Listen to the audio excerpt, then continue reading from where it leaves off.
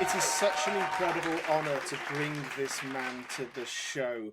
Hans Klok is world renowned. He is without doubt, in my opinion, and the opinion of most of my friends, the greatest illusionist on the planet today. He has a tremendous insight to the art, and we're very, very excited to bring him here. Ladies and gentlemen, a huge cyber reaction for the one and only, the legendary Mr. Hans Klok. Hi, Hans. Hi, Jamie. Thank you so much. Hi. Thank you. What an introduction. Oh, please, no, it's all true. I've seen you live so many times, and since I saw the show, the Houdini Experience in London, I thought Oh, that yeah. was the greatest illusion show I ever saw. Oh, thank you so much. Certainly, the most illusions I ever saw in one show. Well, it's actually that's when people ask me what's the best memory. Well, I have a few, but one of them is the 6 weeks run at the Peacock Theatre at West End. It was really a dream come true, and yeah, I was proud of that show. You should be. It was just incredible. I loved it. Thank I you. was going to ask you, Hans, you made a change at one point from doing obviously television shows and smaller shows to having your own theatre show. And I wondered when that happened. How long ago have you been touring the headline act as your own show? Well, I started in '98 doing my first full evening show, which is called Magic Live on Stage, because I love that title. It gave you a little bit of rock and roll feeling, Magic Live on Stage. And since then, actually, I was always touring, but in between, when I didn't tour, I did a lot of corporate work. I performed everywhere. I did a few circuses, which is also really nice. I like to perform in a circus because it's very difficult. Actually, that's the most difficult place for a magician to perform because you can't focus. The people is sitting in the round, but I love it. So yeah, I did everything, but I always prefer to tour, and because then people they buy a ticket to see you, and that makes life a little bit easier. Then they have an interest in you when you, as you know yourself, and every magician knows this. When you work at a corporate show, you always have to fight for the attention, and that's much easier when you do your own show. But when you do your own show, you also have all the trouble having 40 people on the road. It means 40 hotel rooms, Oh, everything. well. That's a lot of financial wise. It's a difficult situation.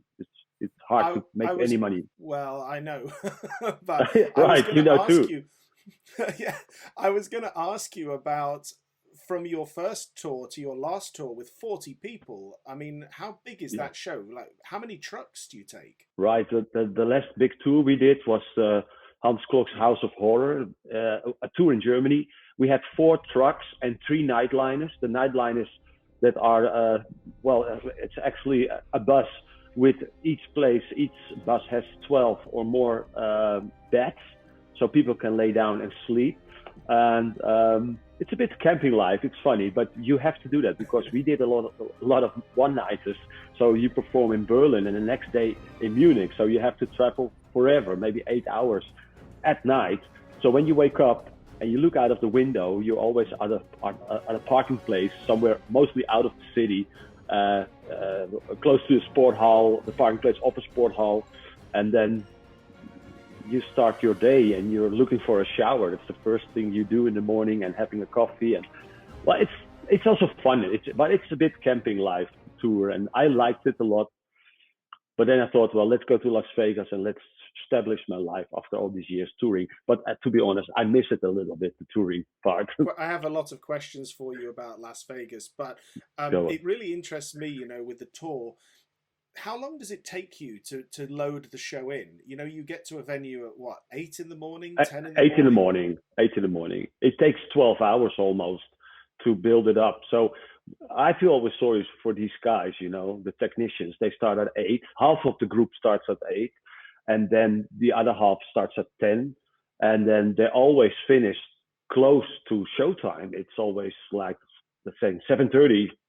Then we supposed to be finished because the audience gets in the venue, and in between everybody has to eat. So one of the most, that's really a tip, whoever wants to tour in the future, take the best catering with you, what is possible, what is available. And of course that's a lot of money, but when you feed them well, the people, they stay happy as long as they get good food, and good drinks, then they are happy. We're going to have a quick look at some of your work, and we're going to play in a little video now. Tommy, I think you've got that lined up. So everybody at home, you can check out here the awesome Hans Klok.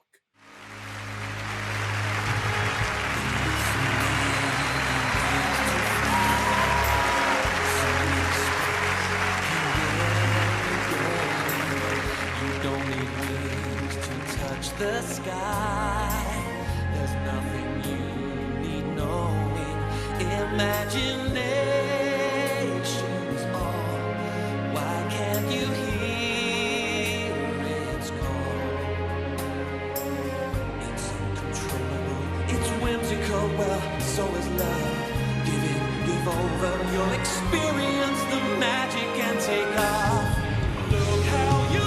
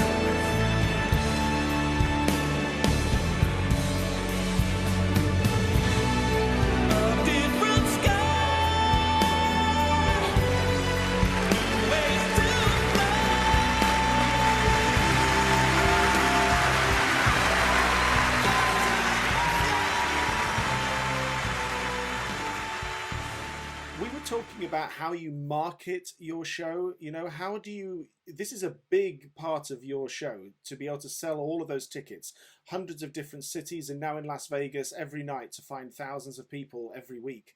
You know, do you have any insight for people that are interested in this? How do you market a brand like yours? Because it is a brand.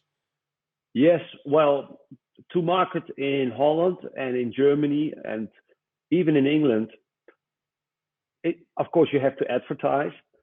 But first, you should be a kind of brand. And this goes, of course, very slow. I was performing a lot of times on Dutch television shows. I did the Talking Telephone Numbers a couple of times in England. I did a lot of German TV shows. So slowly on, you get a name.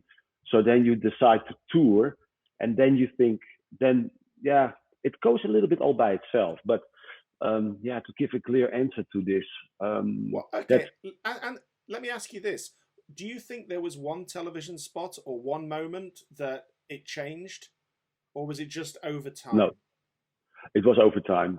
It went slowly. I was never an overnight success. I was never, you know, it took me always years. But what I did in my life when I was very young, I made goals. I said, I want to do 2 television shows in Holland every month. So I was, in that time, you were still sending out videotapes with your act. And because variety was gone in the 90s in Holland, we had great variety stars like Fred Kaps and Richard Ross, great magicians. We had a lot of great acrobats, but they all left Holland, or, you know, so when I start doing again an act, and at that time I worked together with a girl named Sita. Later on, she performed by herself when we split up after 10 years. But at that time, we were an overnight success, because when we did our first TV show, they asked us to do the next week another TV show, because the variety was so forgotten. We only had singers. So we were so different at that time. So then we were very lucky and then from Holland, we went to Germany, and then it felt a little bit like an overnight success. But of course, you have to count also the years before that you were really suffering and trying. And for years, I did close-up magic, which is not really my thing. You know, I'm somebody that likes to jump and to come from the big stairs. And I'm a showman, you know, I miss it a little bit. Absolutely. Well, yeah. Well, I see now Shin Lim. He does it great. He's a showman too. He has his own show too here in Vegas, and he combines the close-up magic with his showmanship very well, I must say. So that's how it Oh, I believe slowly so. on went. And to finish your question, then a lot of press journalists they say, "Oh, you're so fast and you're doing these illusions, and we never get bored from it." And they start writing fastest magician. And then I picked it up myself and I thought, well, maybe that's a good quote. So then we start selling it as the fastest magician, and we still are doing this.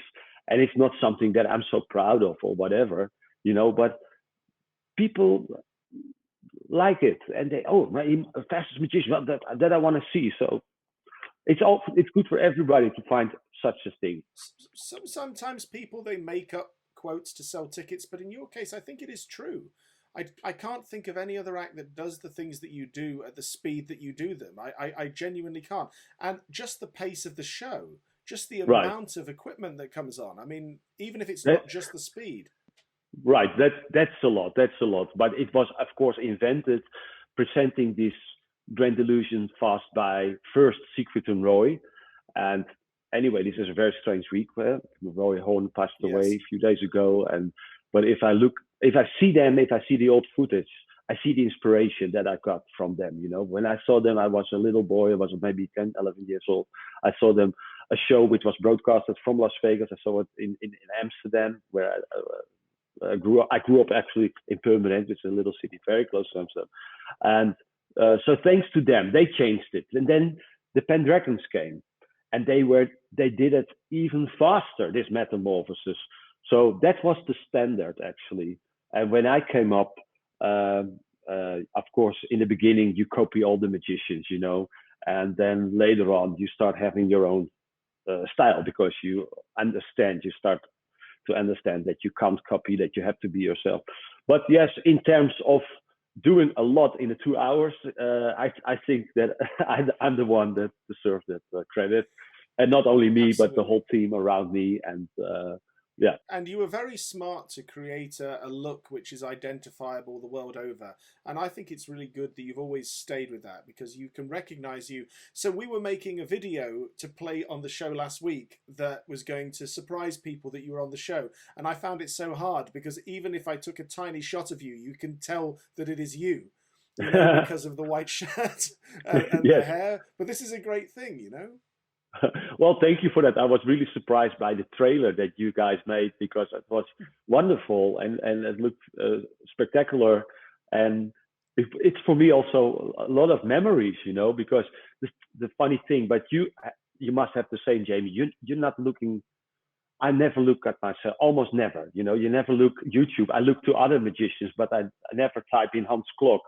Sometimes I do, and then I think, well, that was not that bad, But it's always Yeah. strange to see yourself, and seeing then the trailer and seeing footage for maybe 20 years back in 3 minutes. That was really nice to see. Thank you for that. Oh, it was fun because I found this one clip of you wearing the mask, and we Yeah, wanted to create this so that people didn't know it was you. It's the good. only clip on the internet I can find that it doesn't look like you. The only one. It, yeah, no, well, thank you for that. And it's true that I have some poses, but it's on, and the way how I move, it's so recognizable that even because I was trained, I did a few years professional dance training, and Oh, really? still, yeah, still at the School of Classical Ballet, when people have to keep their arms strong, today in Amsterdam they say, "Think Hans Klok." It means eh, give that power in your arms. It's funny. I did the dance training when I was 14, 15, and 16 years old, because my parents, they said, you should, if you want to become a real performer, that's the base of every kind of performances. If you sing or do magic, whatever, is that you know how to move. And I'm very grateful for that, because that's something I never have to think about how I have to move. I run on stage and I never thought about how to move, because I had that little education. And that's a big plus actually. So I can focus myself on the speed, on the illusions, on the audience, on my colleagues. Talking of your colleagues, we have to talk about the Divas of Magic, the best assistants in the world. You know, this is incredible. You must have some insight into how you found these incredible people. I'm not going to tell you.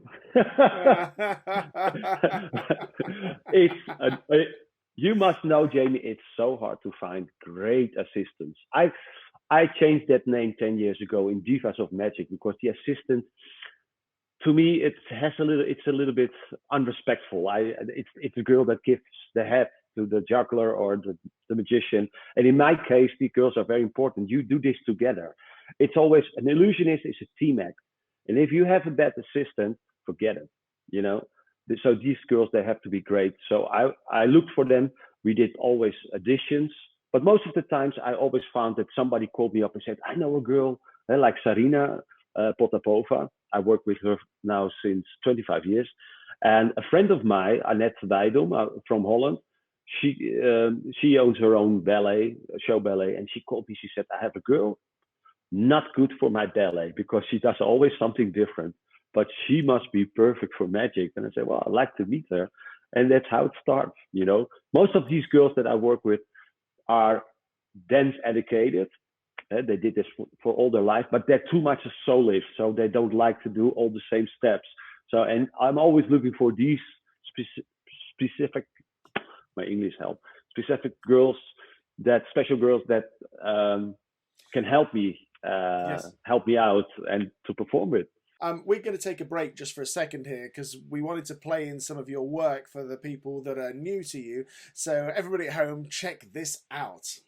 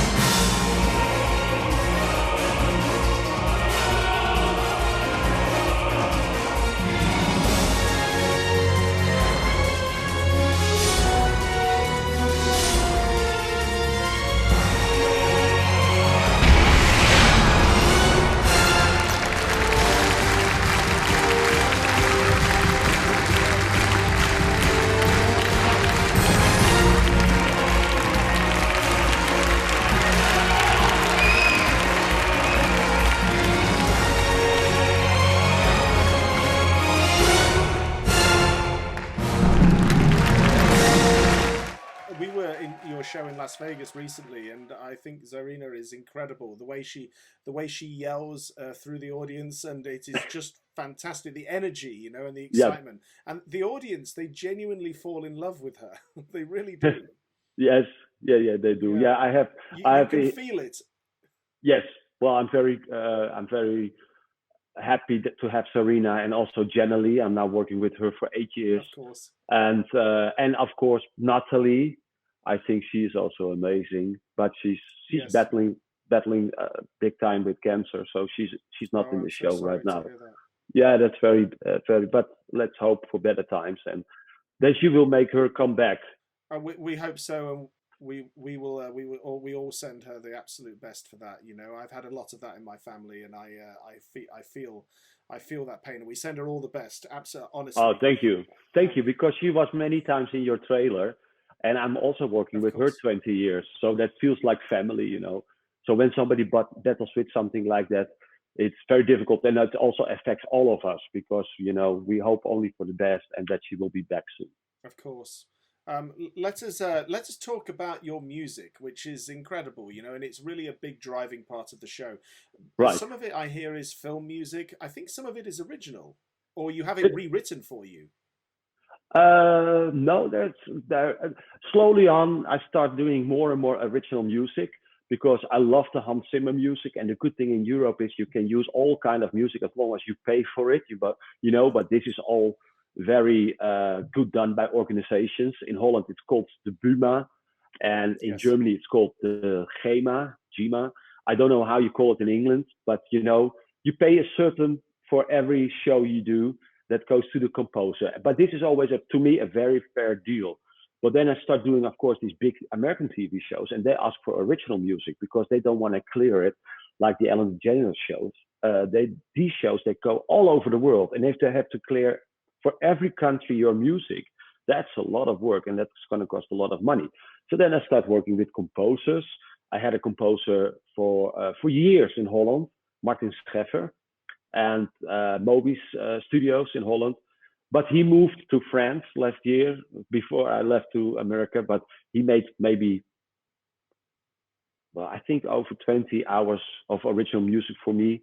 And the music from the suspended animation I also used for over 20 years is made by Robbie Valentine. He's a rock star in Holland. And now I work with Ryan Martin.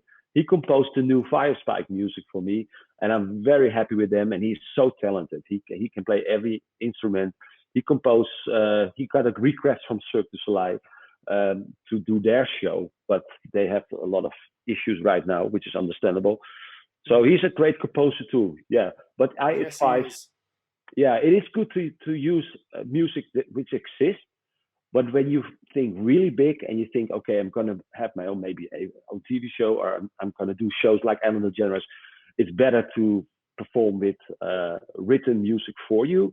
And that at the end of the day, it's not so expensive, I think. And what I also can advise, there's a library, for example, in England, in London, it's called Director's Cut. And they also sell a lot of music. You can find them on the internet, and then you can listen to it if you want to have music with suspense or funny music or 50s or jazz or whatever. There's so much. It's so developed, the world of music, much more than the world of magic. So it's not so hard to find the right music. The sound effects are incredible, and I think it makes you really feel like you're part of it, part of the action. But I Right. was watching your show, and I feel like some of it, I think your timing is so good that some of the sounds are on the music, but I think Yeah. some must be played live Yeah. Yeah. with Yeah. what you're doing. Yeah, that's true. Um, I'm I was inspired by Siegfried and Roy, seeing them at the Mirage, because that was the first time that I saw a magic show with so many sound effects, and it gives a little bit the feeling of a cartoon, that and which is great for magic. I think it makes it more the live feeling. So I start doing having all the effects on the tape. So this was all edited, and then later on I bought an instant player. So when you touch, how you say that? You touch a button, A button. Yes, a right? button. Then Yeah. you get an instant sound. And some of the effects, which like if you throw fire with flash paper, then it's nice because it goes always that's never the same moment that the fire explode. So then it's Mhm. easier to do it with a live sampler. So the guy, Bobby, in my case, he's from England, Bobby Hassel, he sits behind the sample machine, and when I throw the fire, he makes that. But more than 50, it's 50-50. Most of it is on the tape, because I also like to have it on the tape, because when I do corporate work, we're not always having the sample machine with us, because sometimes it's not possible, because you have to do that fast. You're right after a singer and there's a band after you, and they don't like when you plug this in and whatever. So it's 50-50, but it helps a lot, yes. It's funny to hear Bobby does it because I think Bobby has the best voice. I Oh, hear Bobby, like yes. yeah, he he has, but he yes. sounds English and Dutch. Yes. Yeah, I'm also working with him, I think 25 years. Uh, he was here in Vegas with me to set it up, but he doesn't like the heat, like most of the English people. The Dutch too, by the way. And so he left. He's back in Holland. and he's now doing the pre-production for a German tour. Because in between Vegas, I also want to tour again.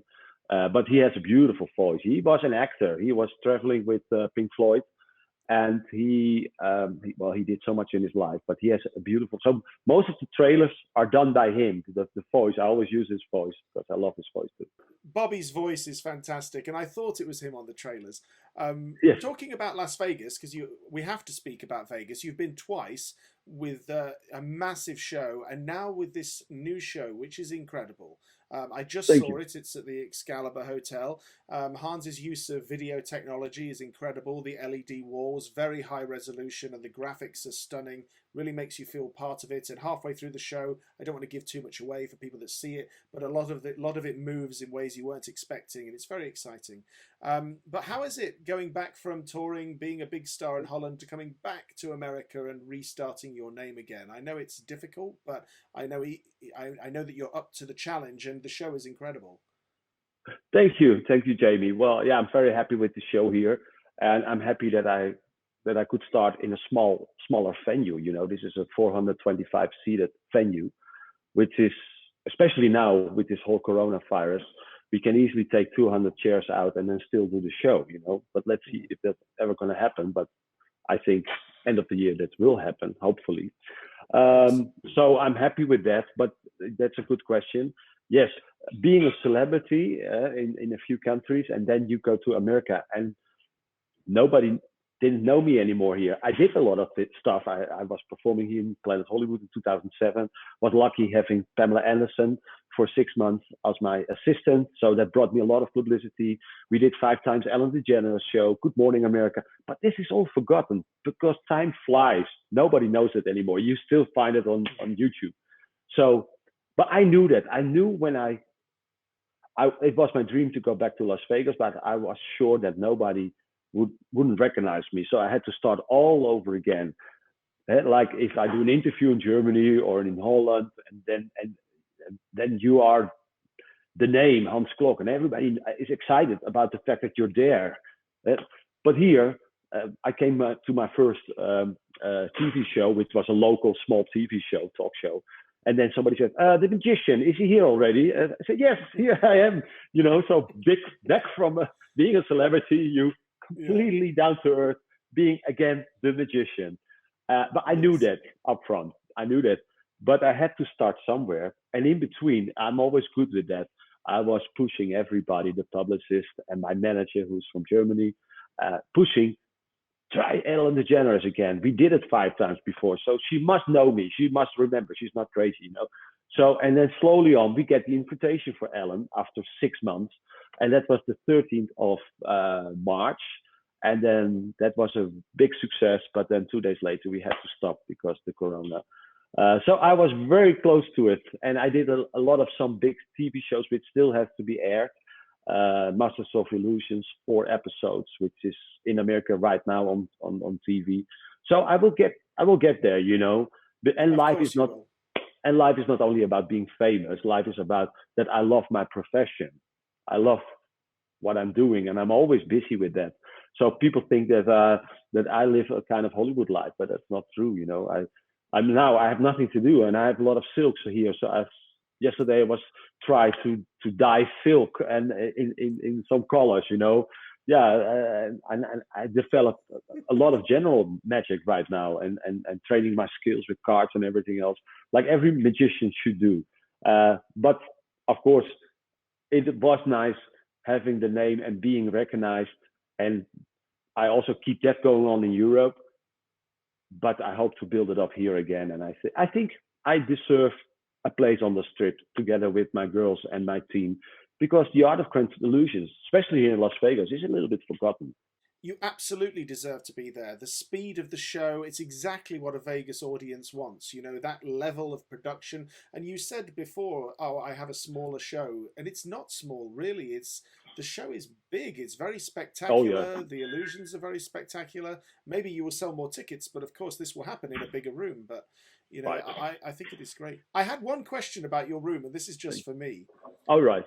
How did you get all of those illusions on the stage? Halfway through the show, you start to think, where are they coming from?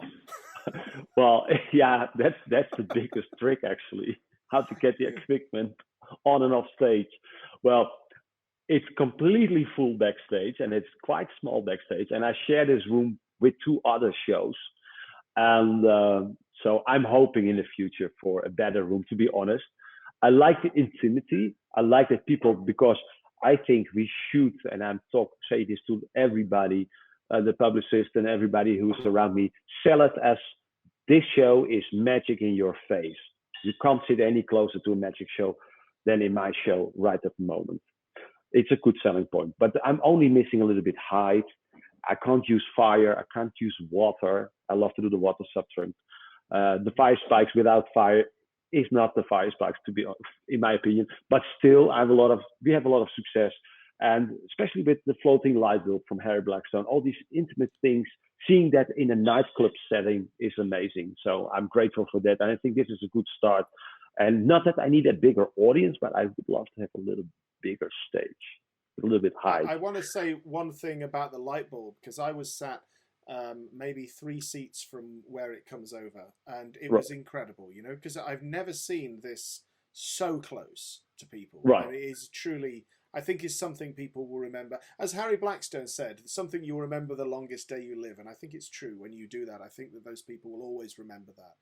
Thank you. Really, really Thank you. incredible. Yeah, I love that illusion. It's an amazing illusion. So you're always going to be known for grand illusions. I think beyond everything, with the smaller magic, you will always go down in history as one of all-time greatest illusionists, and certainly the greatest around today. But you've done one thing which I've seen a few times on TV, where you present the most amount of illusions you can in 5 minutes, or certainly that's the way it appears. I wonder if you could tell us something about that, because I know in a moment we're going to look at it. Yeah, well, that's funny. Yeah, that brought me a lot of success, actually. We did it, first time that we did that was in Holland, and then it was picked up by so many countries. So we had to do it in a French television show. Then the Japanese television, they asked me to do it and to come over to Japan, but it was too expensive with all the equipment. So they came over with all the camera people and TV hosts, and then we filmed it in Amsterdam, in the legendary, our most prestigious theater, Carré in Amsterdam. Then the BBC asked me to do it in a show, a magic show. I don't know the name of the show, but it was great. The Magicians on BBC Yeah. One, yeah. We did it live for BBC at the Magicians and received a standing ovation, which was very cool. So yeah, we did it quite a few times. And then the last show, because it's such a marketing strategy thing, we finished the show with it. Because the last show, House of Horror, was about a story that we were that me and the audience, we were in a house, how you say that? What's the word? Vervloekt house. Haunted house, yes. We were in a haunted house, and then there was the ghost of this magician. His name Cordoni. He said, "I'll let you out of this house if you can do 15 illusions in 5 minutes." And that's what we did. So that's how the show finished. And so I'm still alive. So we made it every night. But it was always something for me. Oh, help, these 5 minutes are coming, because it's not easy to do, because you have to do all these illusions, but you also have to perform. So you even could do them faster, but then you can't perform, because when you do something, you have to look in the camera, you have to look to your assistant, you have to, certain points you have to show the audience. Otherwise, it's so boring to watch it. So it's not easy, but it brought me a lot of credits and success. So it's very exciting. And in fact, I think if it's okay with you, Hans, we're going to spend 5 minutes now, and we are going to watch you do this 5-minute illusion challenge, because I know the viewers are going to get a kick out of this. Thank you for that. Tommy, let's play that video. Start that.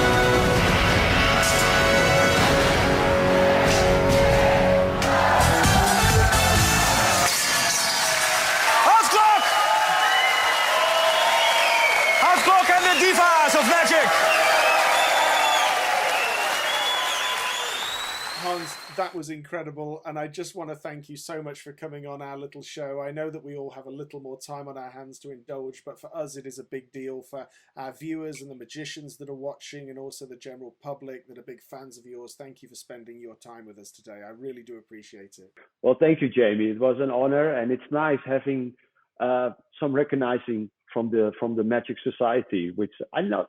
I had it a little bit, like Blackpool last year. That was amazing. And I'm very grateful for that. But yeah, it was nice to talk about, and I hope maybe people pick some stuff out of this. Sure. And I also want to thank my team. I certainly have the best people around me, assistants, technicians, and we all did it together. And anyway, thank you so much, and let's hope for better times, because my hair is growing and growing. It's going to be a whole new look when Hans comes out of this. And yes, he has the best team in the world. They surround him. Surround yourself with the best people and you become the best. And that statement is very true of Mr. Hans Klok. So we thank you for spending your time with us today, Hans. And we shall say goodbye for now. And we look forward to seeing your new hair. Thank you. Thank you, Jamie. Okay. Thank you so much, Hans. Goodbye. Goodbye.